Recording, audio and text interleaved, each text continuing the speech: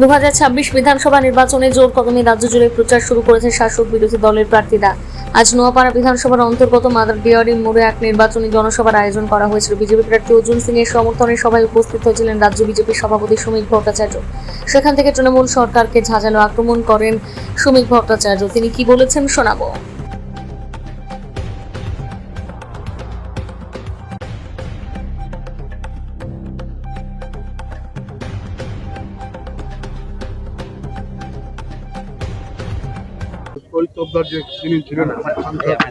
বললাম তো আমরা সবার কাছেই ভোট চাই। ভোট তো মানুষ সবার কাছেই চায়। তৃণমূলে না যায় বলিনি, আমি বলছি নো ভোট টু বিজেপিতে গত নির্বাচনে সিপিএম অংশগ্রহণ করেছিল কিছু নেতা।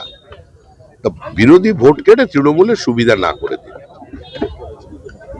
নিজের এই নির্বাচনটা পশ্চিমবঙ্গের ভবিষ্যৎ প্রজন্মের মুক্তির নির্বাচন, নিজের অস্তিত্ব রক্ষার নির্বাচন, নিজের নামের পদবিটা বাঁচিয়ে রাখার নির্বাচন। আপনি এখানে দাঁড়িয়ে আছেন, পরিস্থিতিটা একটু কম বুঝতে পারছেন। আপনার বাড়ি মুর্শিদাবাদে যদি হতো এই মুহূর্তে, তাহলে দেখবেন জিনিসটা এগিয়ে আসছে। তার থেকে বাঁচতে হবে, রাজ্যটাকে বাঁচাতে হবে। তাই অস্তিত্ব যদি না থাকে রাজ্যে, তাহলে কোনো দল থাকবে না। রাজনৈতিক সামাজিক বহুত্ববাদের প্রয়োজন আছে। হয়ে গেছে মহিলা সংরক্ষণ মমতা বন্দ্যোপাধ্যায় দিল্লি দখলের ডাক। মমতা বন্দ্যোপাধ্যায় প্রতিবারই দেন।